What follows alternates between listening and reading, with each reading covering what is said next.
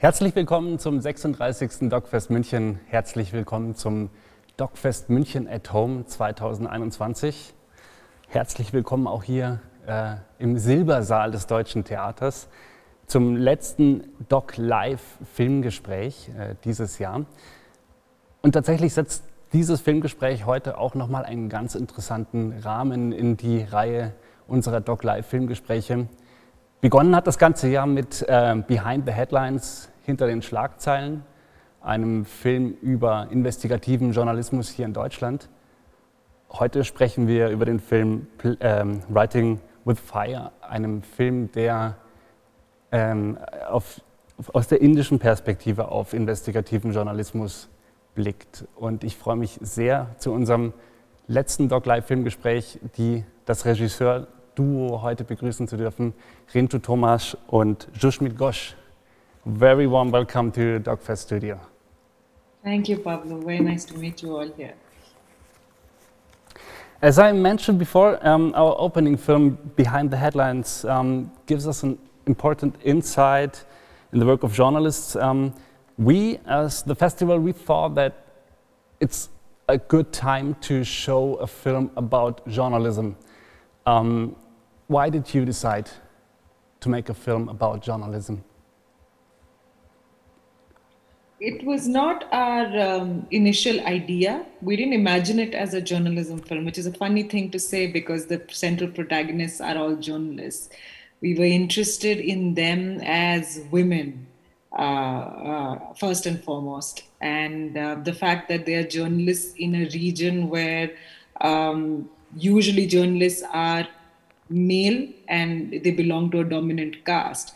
So the fact that women belonging to the Dalit caste stepping out of their homes and inhabiting a space which is not created to have them, so that was very interesting. These were women who were wanting to see change and making that happen on an everyday basis. I truly believe that if the characters of this film were not journalists and were scientists or teachers or CEOs of some companies, they would actually be bringing the same ideology, principle towards fighting for justice, and that's what attracted us to them. And of course, then it became like a film about their life and professional life, which is a journalism movie, I guess. You have already a big way behind you, and you showed your film around the globe already. You won an important prize at Sundance Festival.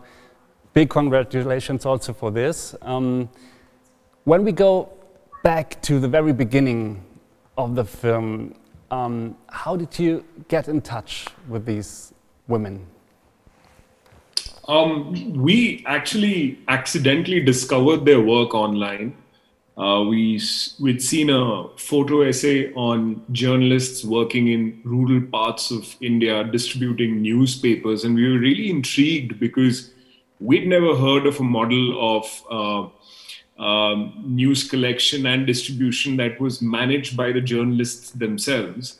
And so when we reached out to them, very curious about the work that they were doing, interestingly, they were at a time where they were shifting from 14 years of print journalism and they were just about to step into digital journalism. And that's around the time we got them. And very early on in the film, one of the earliest scenes is a scene where Meera is making a pitch to the entire team about the need to shift from print to digital and how they need to do it not only to grow, but to also survive. And that incidentally was the first day of our filming on ground. And it was a 3.5 hour meeting. But by the time we finished filming the meeting, we knew who our characters were going to be. And we were very, very sure that this was a film that we wanted to sort of continue filming our characters over a period of at least 1.5 to 2 years. Little did we know that this was a project that would take up 5 years of our life, but it really was an immersive experience for us as filmmakers. This was the first time we'd done a lot of short nonfiction before, but this was the first time we were working on a feature length story. And yeah, I think it was a series of chances that led us to the work of Khabar Lahariya. And then, as they say, everything else is history. The world has really lapped up this story, and we're so glad about that. So your film, Writing with Fire, it's basically telling the story, giving us insight on the work of journalists, female journalists, making a newspaper run only by women. What is the context in India? Could you explain a bit more about the context? How is it seen? How is like the symbolic value of it if a newspaper is run by women only? It has huge value because not only is it manned in every way by women, and the process from reporting to production to editing to distributions entirely does. So that is an absolutely unique sense of operating a news agency. But more important than that, I think the feminist perspective that they bring to news is also quite unique and important. So in all, the whole package is one of a kind. And the women are not only, it's not only a women-run newspaper, it's also the fact that they are Dalit women, the lowest caste in India. You mentioned also on the film that it's not usual for journalists to be of the lowest caste. What's that fact? What's the matter of fact? Does giving it to the newspaper an additional, like, surprising value? Yeah. I think just adding to what Rintu was saying, what really makes their work special is that this is not only an institution led by women journalists, but Dalit women journalists. Just for context, India has had, and most people would know of this, is this very rigorous social hierarchy known as the caste system, where Indian society or Hindu Indian society is divided into 4 principal castes, and then there are subcastes. It's quite complex, but the Dalit community is considered so impure that they are kept completely out of the caste system. And historically, they've always had jobs that are considered very menial, or jobs that require scavenging, etc., etc. And soon after independence, the Indian Constitution prohibited or banned the practice of caste-based discrimination in India, but it's something that has been practiced for centuries.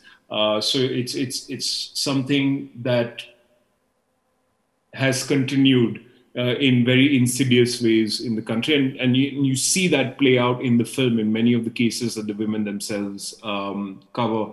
And I think what really makes the work of the journalists in Khabar Lahariya special is the fact that despite centuries of oppression, and they represent centuries of oppression, not only caste-based oppression, but also gender oppression and violence that they have all been subjected to. And these are women who are using journalism as their tool or as their pen to really change the discourse and the cultural and the social discourse in India through their work. And as you see in the film, when they go into these spaces which are extremely hostile, which are extremely patriarchal, for these men to be confronted by a Dalit woman journalist with a mobile phone who challenges not only their authority, but who stands up to speak truth to power, is something that most people have not experienced or seen or witnessed.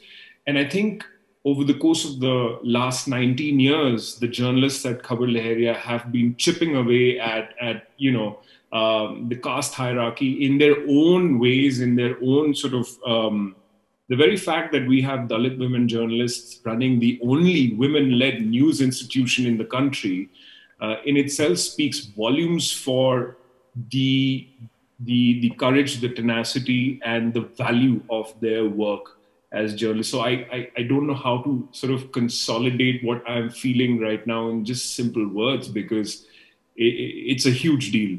And the fact that they are not only growing, but they're growing exponentially now, ever since they shifted to digital, speaks volumes about the fact that there's a lot of credibility to the work that they're doing on ground as journalists, irrespective of what their gender identity is or what their caste identity is. As journalists, they're really powering through, and their growing numbers and followers is testimony to the value of their work. Yeah, you mentioned it now.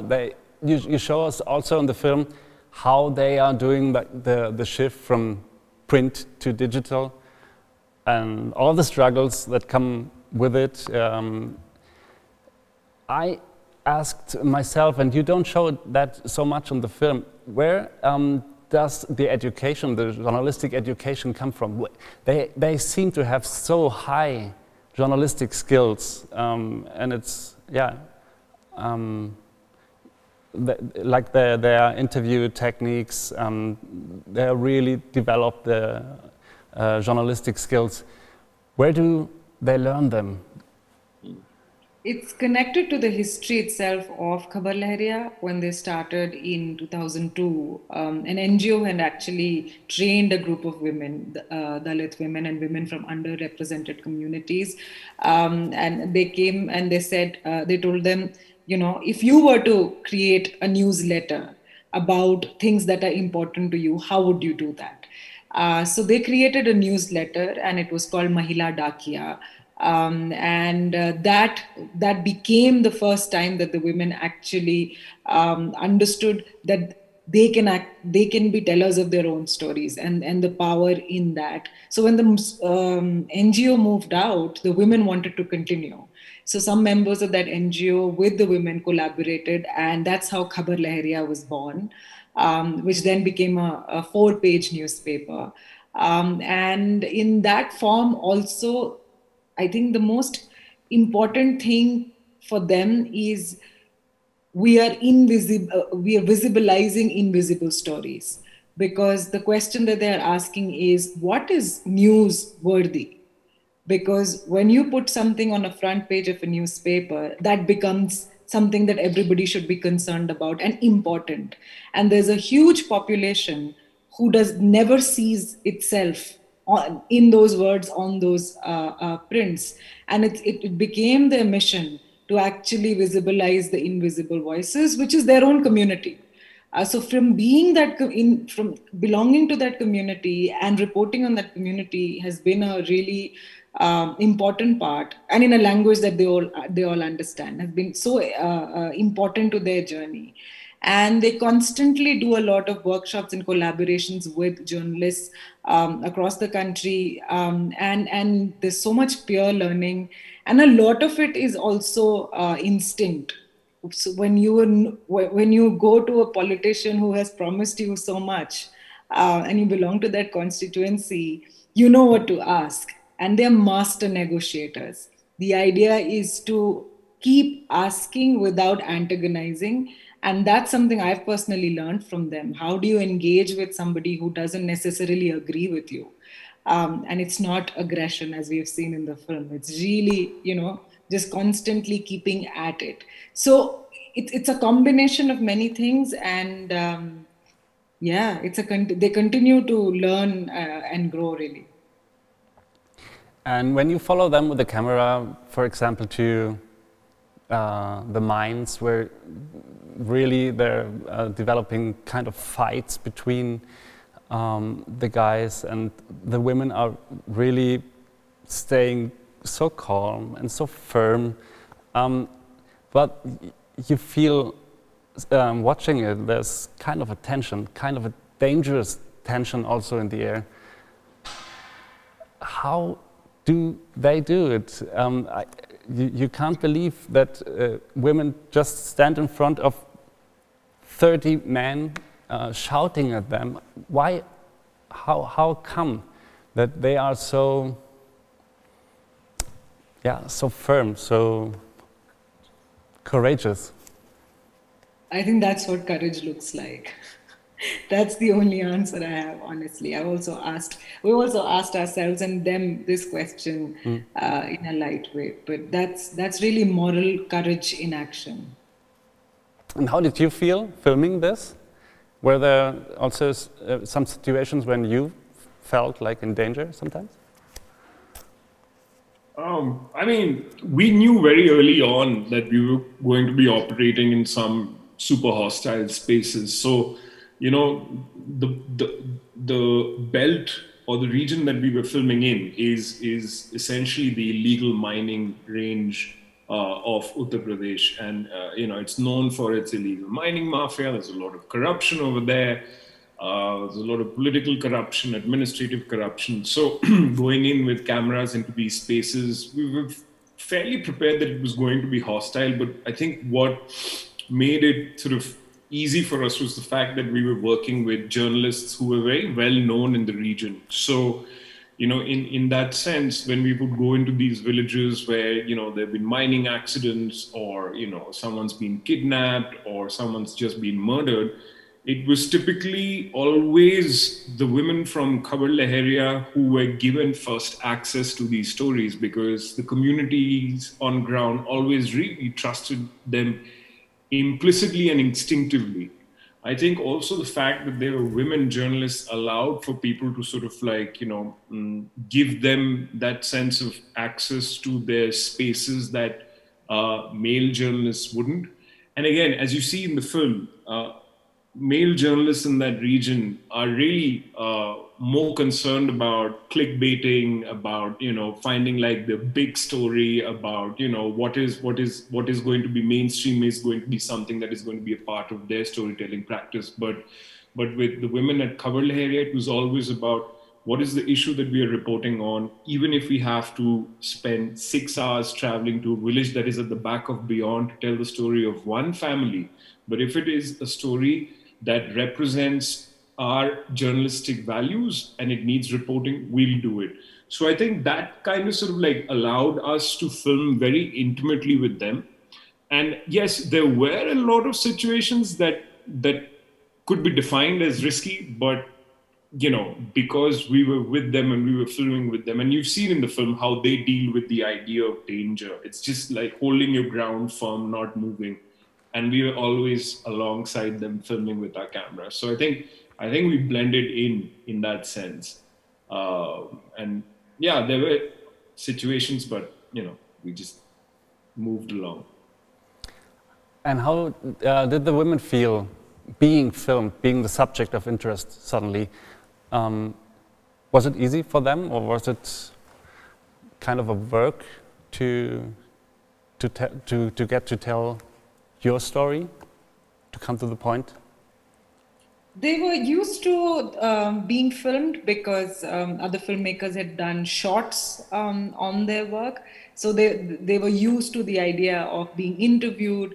So they had those set sort of like, you know, interview answers in the beginning when we were just sort of figuring out who the central characters would be.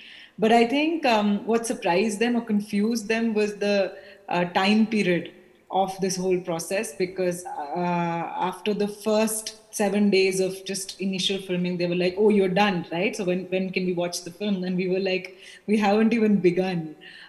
So the whole long-term process was new. Another thing that happened was, as we began filming with them, is also when they started becoming digital journalists, which meant that they were also understanding the power of being in front of the camera and behind the camera for the first time.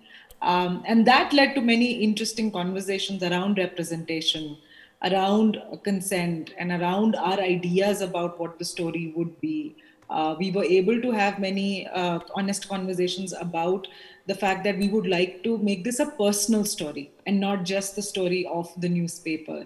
It's really an inside out. So those kind of things help them also understand our vision. And so they were less concerned about what the story is, etc., and more open. And we spent a lot of time with them. So I think that trust became the most important asset in this whole process. For how long did you stay with them? How long did you shoot the film? We initially thought 2 years, but it became 5. And it seems sometimes in the film when the women are doing trips together, going on also on vacation together, they seem like a little family. Is it true? Mm-hmm. There's a great amount of kinship and sisterhood between the women. It works as a regular any other organization where they're tough bosses, colleagues, and there are deadlines to be met, and it's gentle and strict whenever it needs to be either of the two. But they are all very invested in each other as friends, and they've stayed together for such a long time, so everybody knows each other's personal histories, personalities very well, families very well. So it's a very strong bond and a very intimate relationship that all of them actually share with each other. Yeah, that's also you see that in the film because it actually is there. And have you become part of this family as well during the footage, the shooting? Weirdly, yeah, because I think because we ended up spending so much. So our process was in the first year, we'd go back once every 4 or 5 months. And so every year we were going back at least twice, and ranging from, say, spending 7 days to about 3.5 weeks on ground filming with them. And obviously, I mean, these are spaces because by default, we are spending an entire day with the journalists. By the end of the day, like, they'd just be like, come home, have a meal with us, or just, spend the night with the family. And we got to know their husbands and their parents and their kids. And it really became, by the time we did our final shoot schedule, one of the questions that the kids asked us was that, are you never going to come back after this? And that's where the penny dropped. We were like, yeah, I mean, we will come back, but without cameras. And yeah, I mean, I don't think we actually expected to sort of forge such a deep relationship with all of them. But yeah, we've become really good friends and continue to stay in touch with all of them. So if it weren't for the pandemic, I mean, the original idea was that we would be traveling with at least Meera, Sunita, and Shamkali to, all of these film festivals where the film is playing, so that they are able to sort of like field these questions and respond to, a live audience. But hopefully, maybe later in the year, when things become better, we might be able to sort of like travel with them to meet a live festival audience. The women are researching in really terrible cases with. About rapists, of murders. How do they manage to come over this, to not suffer about the stories they tell in the newspaper? Do they help each other? I think this is a very a question that we still haven't found a very coherent answer to, because it's still a mystery how they continue to do this every single day. In the film, we see that because of their reporting, there is impact on ground. There are, villages get water, hospitals get built, accountability happens. But in many cases, that is not the reality, right? And especially with regards to domestic violence or sexual violence against women, just to get the women's testimony or just to get the case reported and filed in the police station means that they have to be there doing that job continually. And in many cases, the way they work is quite amazing. It's not just about reporting, but also following up. So if they've reported on a case and it's published, they would at least do 2 follow-ups to see, what has happened and publish those stories. So there is a very smart way of putting pressure on administration because people are watching. And so I think they get a lot of strength and perspective from each other. There are monthly meetings, there are weekly meetings. People are constantly in touch. the last time I checked, Meera's, like when Meera was showing me, she's a part of some 50 WhatsApp groups. And there are always 3,000 unread messages, constantly. So they're constantly in touch with people, which keeps it real, If you're in the battlefield, like you don't feel exhausted, I guess. It's just every day. And most importantly, in my opinion, it's a deep sense of commitment of each of them believing that if I am not there today with my camera reporting the story, nobody else will. And so I can't afford to be weighed down by this. This is the reality of our lives, but it is possible to change it. It's not going to happen tomorrow or day after, but it's going to happen. And the fact that they've been around for now 19 years is a testament to their tenacity. And it's a tough workflow they have with each other. You show us many times in the film this kind of feedback rounds they have. Why do you focus, why do you show us so much about their way of giving feedback to each other? I think the initial times when we were pitching the film, a lot of times people thought, oh, these are citizen journalists. It's really nice that they are. We really wanted to show the structure and the thought and the rigorous commitment behind the running of the organization. These are professionally trained journalists whose source of income is this, and also a source of commitment. So for us, it became a very important thing that they are not viewed as people who do this, when they feel like. But we needed to make sure that it's a structure within which they work, and from their own working. I think what was important to understand is this is serious work. And without feedback, you have no idea where you're going. And when they transitioned to digital, it was very confusing for most of them to create a new workflow completely, how to access data. Data cards were crashing, phones were crashing. You're working in like 45 to 50 degrees Celsius. Cell phones were like totally giving up. And it is only through these feedbacks and training we could see the growth and the growing confidence of each person. And thirdly, that scene in the film where Meera's telling or encouraging Shyamkali to talk about an angle, because Shyamkali is asking, what is an angle? So where else do you teach something like this? Where you help create that perspective. And that is very important, because what has news become now? And by these scenes is how we question in the film that news is about perspective, asking the right questions. So I think that was the reason we focus so much on their training process in the film.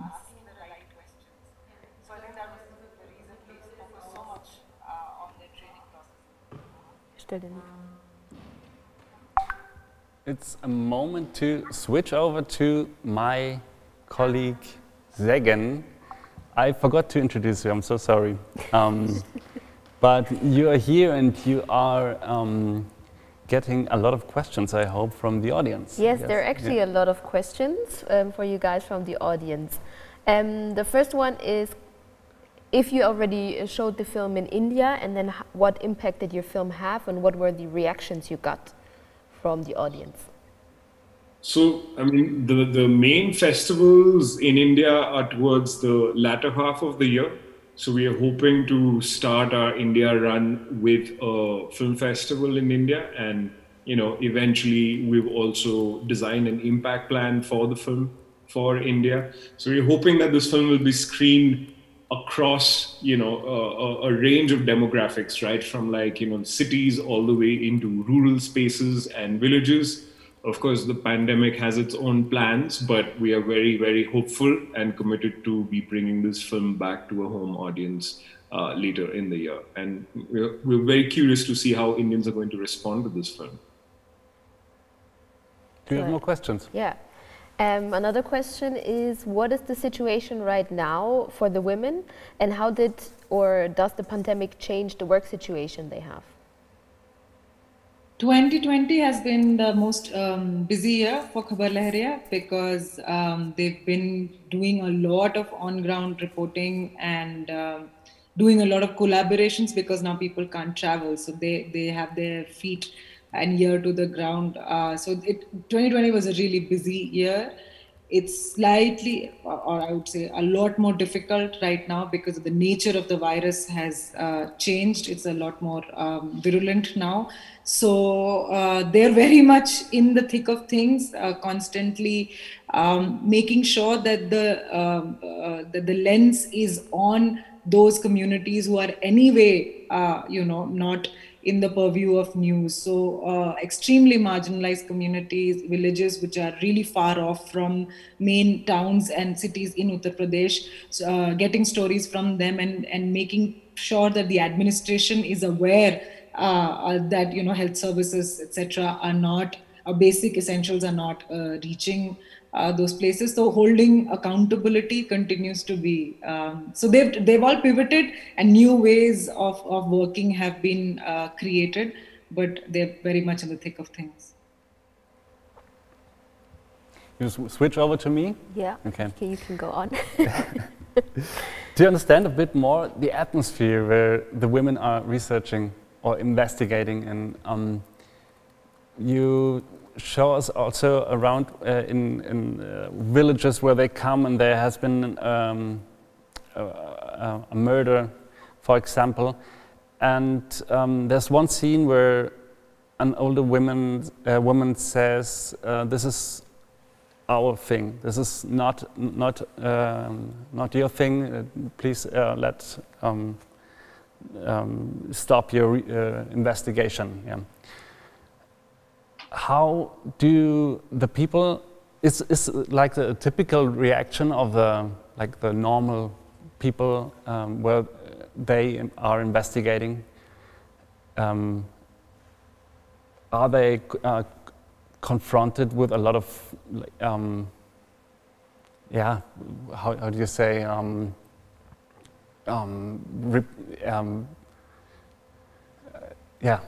sorry, I'm searching the right word, but yeah, maybe you understand what I mean. Yeah. Yeah, I think the scene that you're referring to is where one of the journalists is investigating a rape case of an adolescent girl. Rape is peculiar because it is associated with a sense of shame, and therefore people don't want to talk about it because it's the universal concept of a woman's honor, and many times these cases go unreported, and it's really the powerful men in the area who are committing these crimes.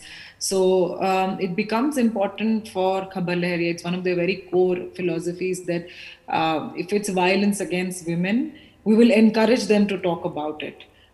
We would want to talk to the woman to get her testimony, to hear her speak, allow her the opportunity to tell her story. And sometimes it's not necessary that they would put it out there. It depends on what consent they get, but it is so cathartic for the woman herself that someone's there to believe my story. I can actually share. So it's very deep, and they get resistance on such cases. And it's just a matter of navigating to make sure that if the family and the woman wants the case to be registered, they would they would do whatever possible for that to happen. In other cases, what we have witnessed is people are mostly welcoming because of the credibility that they have built over the years in the region. There are some times when men want to mansplain and want to give a woman a hard time. So those kind of instances are also there. But their attitude is very much like, I'm here to do my job. And, I will get it done. And are there already signs that people say, okay, we know you, please come here to investigate? Does this also happen? Yeah, we saw that happen all the time. I mean, in fact, like the opening scene of the film, where you have the rape survivor narrating her testimony and the husband bearing witness to that, saying, we don't trust anybody except you. because I think if anybody can bring us any sliver of justice, it is only going to be you. So, and that's been like a constant refrain. Every time we've been on the ground, people have actually reached out to them, invited them into their homes. If it's been like stories that are really sort of like difficult stories or stories centered around trauma, the journalists at Khabar Lahariya have more often than not typically been the first ones who've had access into these geographies, into these homes, into these lives. So yeah, and the fact, I think also what's happened is that, you know, their shift from print to digital was a very smart and a tactical move, because before that they were printing about 5,000 newspapers every month, which would be read by 7 or 8,000 people at most. And typically this would be, the demographic would be, it would be men who were consuming this news, because it was typically men who would have completed their education and have access to, you know, the reading skills too. But ever since they shifted to digital, the demographic dividend has essentially widened. You have more women consuming their news, and more women can now access the reporters at Khabar Lahariya because they're just a message away on Facebook or WhatsApp. And so I think that has also expanded, you know, the scope of their work. It's made their work much more rigorous. But I think that in terms of an audience, you know, they have like much greater visibility within the communities that they have been operating from, but now also expanding to other parts of the country. And before the pandemic, like when we were wrapping filming, the end of 2019, early 2020, 2020 was meant to be a year where Khabar Lahariya was supposed to expand to other states in India and set up more bureaus. So, you know, there's an immense amount of credibility to the work that they're doing, and shifting to digital has actually facilitated their visibility, not only at a grassroots level, but I think, you know, nationally and now internationally. A lot of people are sort of talking about them. And how did the interview partners react seeing you with the camera suddenly? Because the women are used to film with the phones, with their phones, and you, I guess, you had like professional camera equipment. Could you explain how was the scene then for the interview partners? How did they interact with you? I mean, very early on, we realized that we couldn't go in like a full-blown film crew because of, you know, the regions that we were filming in. These were sensitive spaces. Some of them were hostile spaces. So we decided to essentially work with a crew of 3 people. There was Rintu, me, and Karan, who's a co-cinematographer. And we, in terms of equipment, we were just working with the 5D, a DSLR. So we had 2 DSLRs between us, and, you know, we didn't have a sound person. Rintu doubled up as the sound person.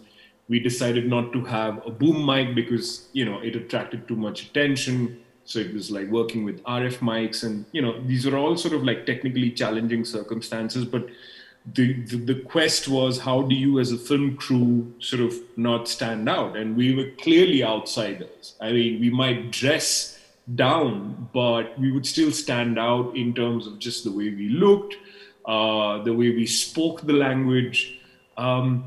But I think our process always was one of sort of melting into the shadows and sort of observing what's happening.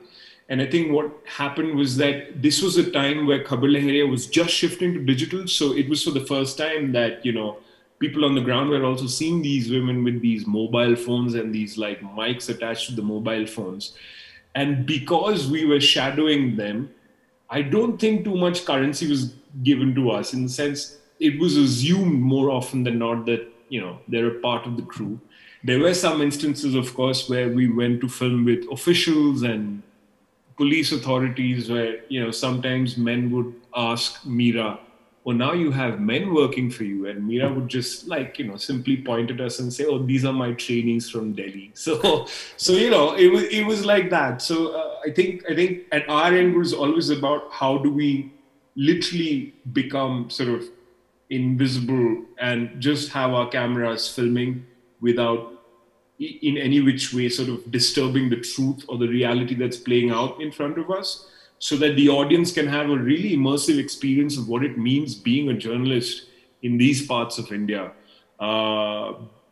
Because the stakes are really high, the dangers are really high, and sometimes you don't always see a danger. You can feel it. It's very subliminal, and that's the experience that we wanted to give the audience.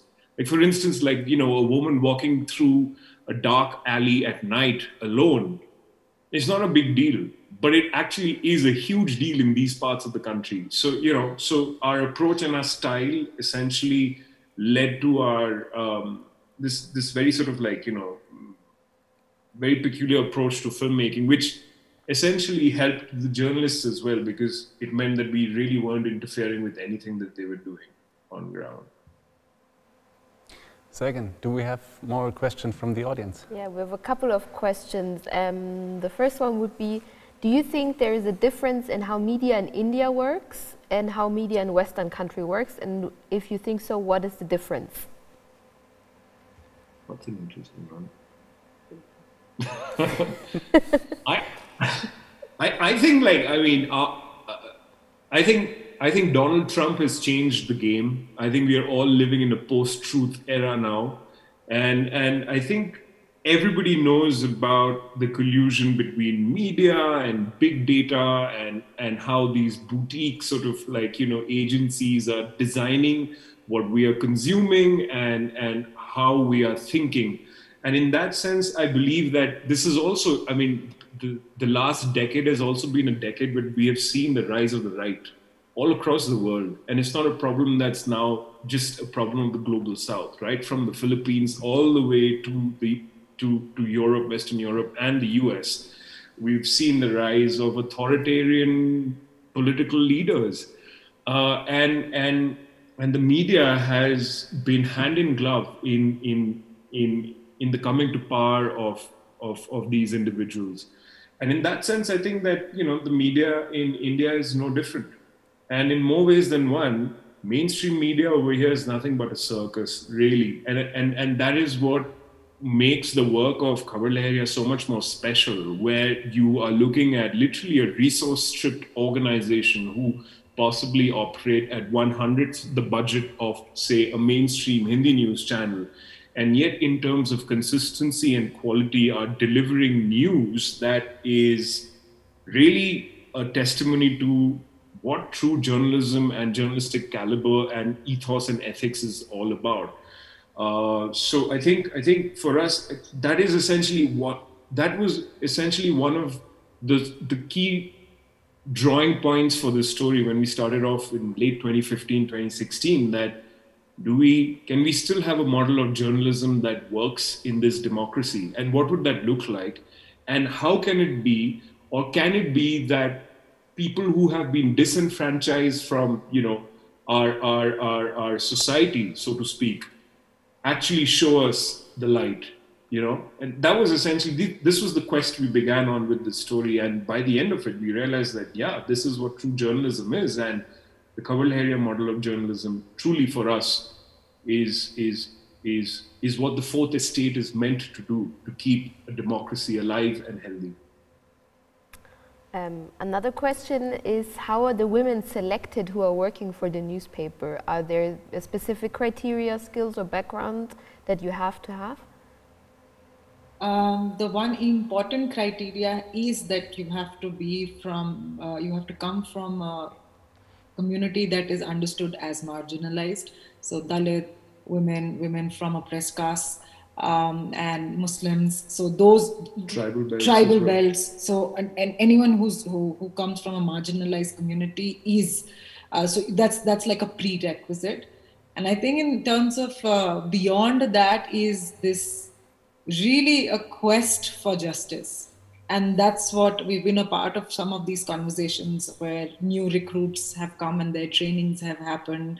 The whole focus is on, we're here to, it's a job, but it's also beyond a job. it's a mission. So how aligned are you with the larger philosophy of the organization, and how much are you willing to give everything to this work? So those are the real criteria. If I can ask one more question, it's a personal one. You guys are co-directors, so Rintu and Sushmit, but and you already talked about in the film, it's about empowering women, it's about Dalit women, and they talk about really specific things that they and their community suffer through. How was it for you, Sushmit, as a man, to be the co-director of the film? Was it a very different experience from you, Rintu, and how did you kind of gain the trust of those women? So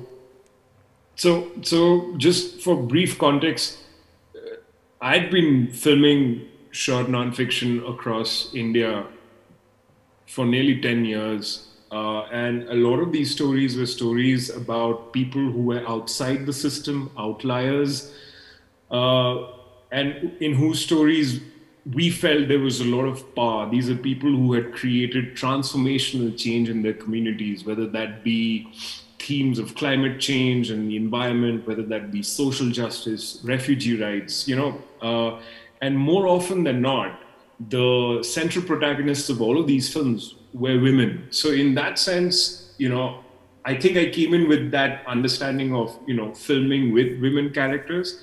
And I think that what makes India a really interesting country is that I think we are a continent, not one nation, because every 100 kilometers, the culture changes, the tradition changes, the food changes. So, we have so many stories. So, having experienced like the length and breadth of this country as a storyteller, going into filming women at Khabar Leheria with that rich experience really helped me to understand where they were coming from and what their stories were. And this was not the first time I'd worked with, marginalized groups or filmed with marginalized groups.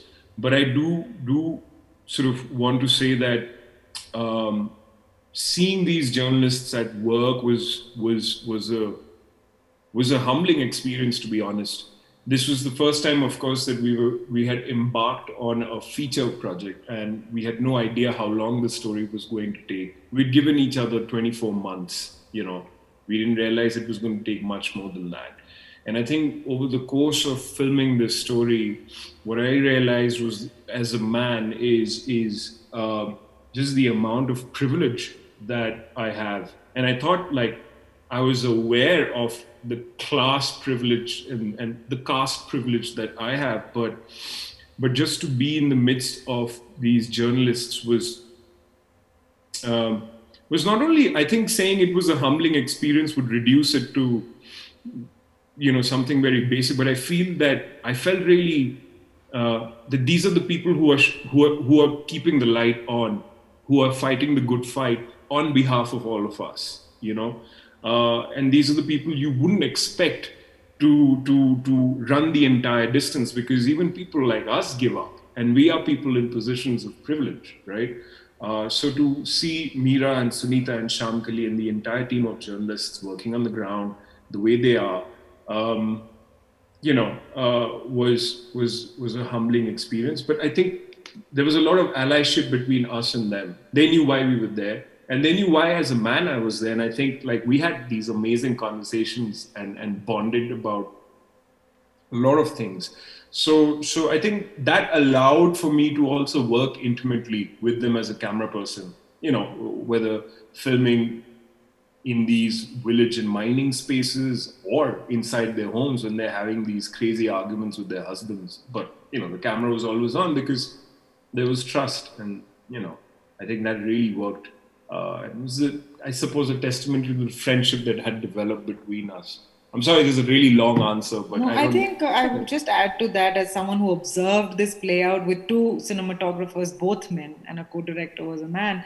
I felt like there was an instant friendship, and the fact that it was both Sushmit and Karan just hanging out with the women, joking around, having deep conversations, spending time with the families, bonding with the husbands. And that's where you can actually understand the character of a person and that person is beyond the filmmaker who's framing you. It's a real person. And most of the times these two had more fun with everybody than I did, and because I would be like focusing on what's next, and these guys would be having a ball. And that's that. Having said that, in the edit, it was a very interesting experience because Anne Fabini, who came on board as a consultant editor, and she and I would feel so strongly about some scenes, and Sushma would be like, "Are you guys sure? I don't really see it." And we would say, like, as women, we see it and it's important. And eventually Sushma would get there. So that's also like, some things that are very instinctive for women to respond to because of our collective history and experience of our gender. That would come a little late, but I think he was in the company of very good women. I was trying hard to keep up. So there's one rather sad moment at the end of the film when the chief editor is saying, okay, we have so high impact and much impact on the people, and then our group ourselves is not as modern as we are promoting to be, and one of the women is leaving the group and the newspaper to get married. How is the future of the newspaper? Is it still struggling to really maintain these ideologies, or how do you see it? The way we see it is that empowerment is not a destination, it's a journey. And that is something that is lived on an everyday basis at Cavalleria. People, you spend such a long time recruiting, training someone, and in their lives, in the lives of so many of these women, like women across the world, there is a dichotomy and a clash between modernity and tradition. These are educated women who fought for their education, doing a job, earning, have the financial independence, and should have the agency to choose their life partners, but are also belonging to a region and families where they're expected to do what the society wants them to do. And this plays out in different forms in each of the lives of our characters and all the 23 women at Cavalleria. It's these negotiations and the way they're had is where success really is. And for them, it's a part of life. It's heartbreaking, but they don't count it as a failure at all. It's just a moment to they do everything that they can to make sure that through conversations and trust, those situations are dealt with. But if someone leaves, someone else will take over. But on a nuts and bolts level, I see them growing and only growing from here on forth, because now they have new alliances and partnerships, not only in India, but internationally. I do see a coalition building with them. They're getting into some interesting spaces where they're designing training curriculum for journalists. So, they have their fingers in a bunch of interesting pies right now, and I only see them growing, and that is the hope. And there's a small note at the end of the film that the woman who got married, she came back to the newspaper. How does she manage it now? Is she married and working at the same time? Okay. And that's okay for her new family and her husband. They don't have a choice. That's cool. That's who she is. Yeah. I don't think you can get journalism out of her. So, we were also surprised when she left, but we were, honestly, we were just waiting for her to come back. And that's exactly what happened. Yeah. Second, do we have more questions from the audience? Yes, we have a couple of questions. You already said that you planned on shooting 24 months and then it ended up to be 5 years. Did you think from the beginning that it would be so long, that you would observe the women for so long, and how did you finance your film?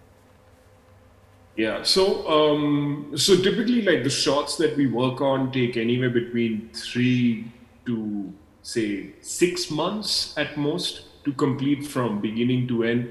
We just extrapolated that data and assumed that it would be 2 years, and it was, we were fluid with our plans because we were like, let's start on a 2-year journey and let's see where this leads us. And in the first year of filming itself, 2016. We realized that this is going to take longer than we had anticipated. And as we dive deeper into the story itself began to become much more layered, much more complex, much more intersectional. And we didn't want to sort of stop filming. And then again, in 2017, something super critical happened, which plays out in the film. I don't want to reveal that. And that meant that we decided to sort of continue filming by another. So in 2017, we were like, let's film another year. In 2018, we decided to extend it by another year. So, that's how it played out. And I'm glad that we did that, because if we had finished in 2 years, this would look like a very different film. In terms of funding, so we continued to keep pitching the film in all of these international forums. So we first started in Doc Edge, Kolkata, from where we had an opportunity to travel to the Sheffield meat market, where we met a lot of commissioning editors who were interested in the project. We met lots of heads of funds as well. And as we kept presenting, we also went to the IDFA forum. And as we kept presenting the film, we were also writing proposals. And eventually, one by one, we had the IDFA Bertha come on board as an ally. We had Sundance, Tribeca, Doc Society, one by one. So the financing, took time to come in, but eventually it started coming in. And for anyone who's starting off with their first features, don't expect the money to come in like that. It is a time-consuming process. It takes time. You've got to wait it out. But if you're onto a story that you truly believe in, the resources find their ways. What we've always believed in, and that was the case with Writing with Fire as well. Mm-hmm. One other question is, what was the biggest challenge in making this film for you two?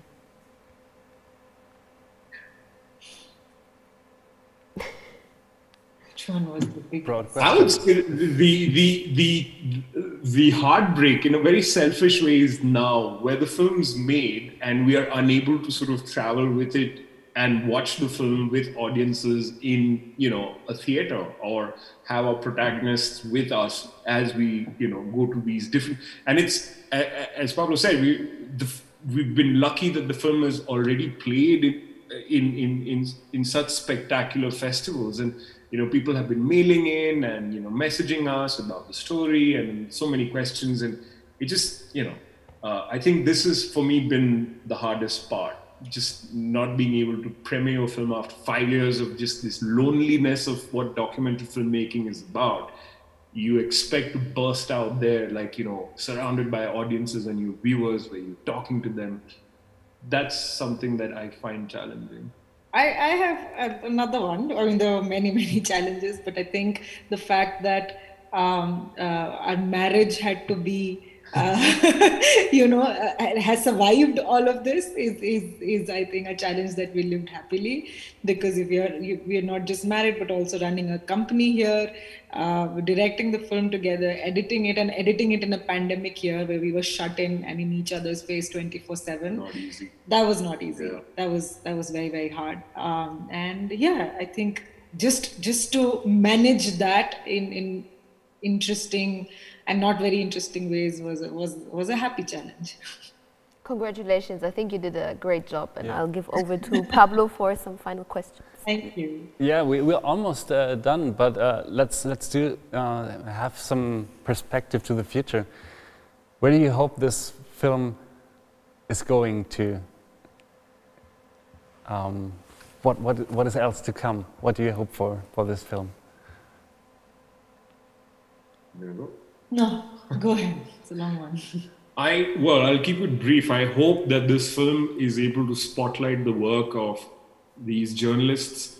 I hope that, people are able to find the courage to imagine other possibilities. I think that one of the most beautiful things that someone mailed us in was he's a journalist with the New York Times, and he mailed in saying that I thought we had it difficult as journalists in the Trump era, but when I watched this film, it's a great context piece to what working in dangerous conditions and in dangerous times really is all about. So I hope that more people are able to watch Writing with Fire and find meaning in the film in any which way, and are able to see that, and are able to see Mira's vision. And that vision is not just the vision of building a newspaper institution, but it's actually much larger. It's the vision of another world is possible. Another world of possibilities exists, but we all need to fight to make that happen. So my only hope would be that this film is able to be seen by audiences across the world, and that they are able to, enjoy it and understand it and absorb it, and hopefully create meaningful change in whichever way they're inspired to. We are very, very happy to have your film in our program, and I wish you all the best for the future of the film and the future of you two as filmmakers. Thank you so much for the interview and taking the time so late in the night in India. Thank you so much. It was a pleasure. Thank you. Thank you. Sie haben noch bis zum 23. Mai die Möglichkeit, Writing with Fire bei uns im Programm im DocFest München 2021 zu sehen. Und nicht vergessen, auch abzustimmen für den Kino-Publikumspreis, der auch dieses Jahr wieder gestiftet wird vom Bayerischen Rundfunk und von 3Sat. Also abstimmen, diesen Film unbedingt noch anschauen. Ein ganz, ganz wichtiger Beitrag über Journalismus in Indien. Und damit verabschieden wir uns. Ciao. Tschüss.